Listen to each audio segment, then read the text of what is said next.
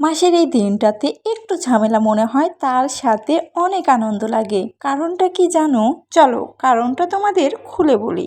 কারণ এই দিনে আমার হাজবেন্ড স্যালারি পায়, আর স্যালারি পেয়ে মাসের প্রায় অর্ধেক সব প্রয়োজনীয় জিনিসপাতি এই দিনেই কিনে নিয়ে আসে। যেমন চাল, গ্যাস, মুদি বাজার, মাছ, মাংস, কিছু কিছু সবজি বাজারও নিয়ে আসে। সবজি বাজার আজ মাছ মাংস সেটা মাসের মনে না, সেটা আবারও কিনা লাগে। সবজিটা তো সপ্তাহই বা 2-3 দিন পরেই কেনা লাগে। এগুলো তো টুকটাক কেনাকাটা, তাই না? দেখো আমার হাজবেন্ড আজকে কত কি বাজার করে নিয়ে এসেছে।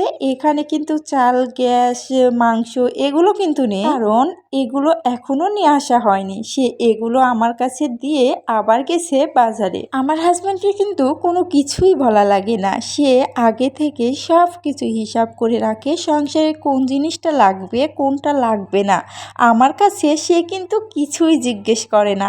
আবার অবাক করা বিষয় কি জানো, তার কিন্তু কোনো ভুল হয় না। সে আমার প্রয়োজনীয় সব জিনিসই নিয়ে এসে দেয়, কোনো কিছু যে কমতি হবে এমনটাও হয় না। আবার আমি যদি কোনো কিছু আবদার করি সে জিনিসটা তো সে পূরণ করবে। অনেক মানুষ আছে যারা স্ত্রীর প্রয়োজনীয় জিনিসগুলো না দিয়ে, সংসারের জিনিসগুলো না নিয়ে এসে দিয়ে তারা টাকা সঞ্চয় করে, কিন্তু আমার হাজবেন্ড সেটা না। কারণ আমার প্রয়োজনীয় জিনিস, আমার সংসারের সব জিনিস আমাকে পুজিয়ে দিয়ে তারপর সে যেটুকু বাঁচবে সেটুকুই সঞ্চয় করে। খাওয়া দাওয়ার ক্ষেত্রে কোনো কিপটামো নয়, তাই তো?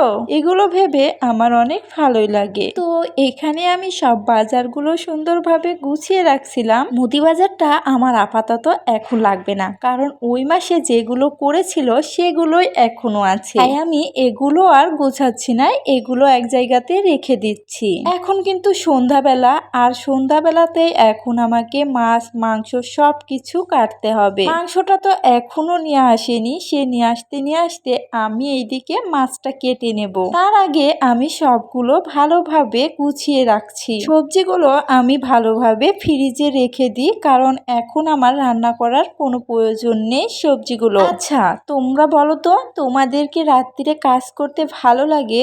আমার কিন্তু একটু বিরক্ত লাগে। সেই কারণেই প্রথমে বললাম এই দিনে আমার একটু ঝামেলাও লাগে, আর এই বাজারগুলো দেখে একটু শান্তিও লাগে। যাই হোক, কষ্টের পরেই তো কেষ্ট মেলে, তাই না?